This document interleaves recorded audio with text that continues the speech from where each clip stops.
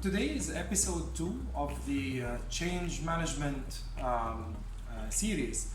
And as we discussed last time, the change management model that is composed of the 3L, which is lead, load, and launch. The model, you can watch the video episode 1 if you haven't watched the model, or you can see it, it was published in the HR magazine where the article was published there, and also the model was explained, the space shuttle model or the 3L model that we spoke about in episode 1. Today we will focus on leadership. We spoke last time about leadership and why is it important to set the direction and also to decide on the destination. And we spoke about why every leader has his own or her own character and personality. Now, why leadership is important? The history of leadership goes back to very long ages where people, the first theory was the great man theory, where researchers believed that it is all about the blood and how people are born to be leaders. Then later, those theories were debated more, and the behavioral theory came to explain that leadership is all about behavior and about how you can, which is something that people can develop. And they started then developing theories of situational leadership, transformational leadership, and they all focused on what kind of behaviors leaders should show, and that led to the theory of leadership then development, and leader can be developed. Now if we look at, that is the most common theory today that is explaining leadership, and a lot of people are now focusing on leadership development. Now the point that we want, that why this model is different, because it's focusing on behavioral leadership from a completely different perspective, from the personality and character, from the origin of behavior. Because if we look at science, how is behavior formed? How do people behave in a way and different way?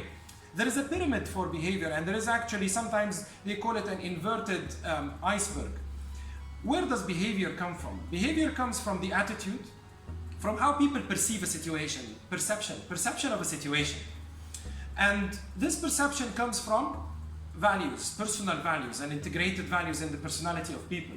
And then those values come from a deeper way, which is belief. So behavior comes from attitudes and perceptions. Attitudes and perceptions are developed from values, and then values are developed from beliefs. So in that case, I want to, whether it is an organization or a person trying to develop, there is a very important story that I want people to learn from this video. This is a story of, a lion, a falcon, and a shark. Now, obviously, those are three different creatures. Now, let's imagine. The lion is a character, is a creature that is loud, it's proud, everybody can hear it, it's big, and it tries to conquer, right? Now the falcon is a very fast, small, opposite to the lion, flies up in the air, and it's a creature that has very strong eyesight. Now the shark is a very ambiguous creature. It lives deep under the water. It's fearless, and it fears people. People are afraid of that. And until today, we haven't seen a shark in a circus. It's very difficult to train, if not impossible. You cannot train a shark. So let's imagine that someone has a character of a lion. And now a lot of leadership theories think about developing the lion. Let's think about the lion. What does the lion needs to develop? Obviously, the lion doesn't fly. It's not a really good diver. It doesn't go very deep under the water, just maybe swims in the water.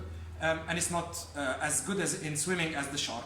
And it's not as good in eyesight, and of course it doesn't fly like the falcon.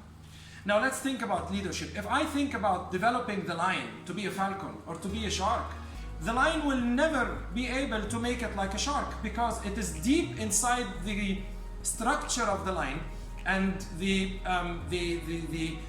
character of the lion, that it wants to live on land and conquer land. It is very different from the falcon and from the shark.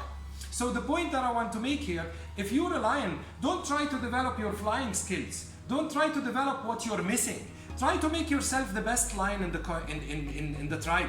Try to make yourself the best lion on earth. If you're a falcon, try to be the best falcon on earth. Try to be the best shark on earth. Those are three different creatures meant for completely three different missions. They are not meant to do the same thing. Why am I mentioning this? Because for organizations, sometimes with the leadership development theory in mind, they think they can turn a lion into a falcon. You cannot.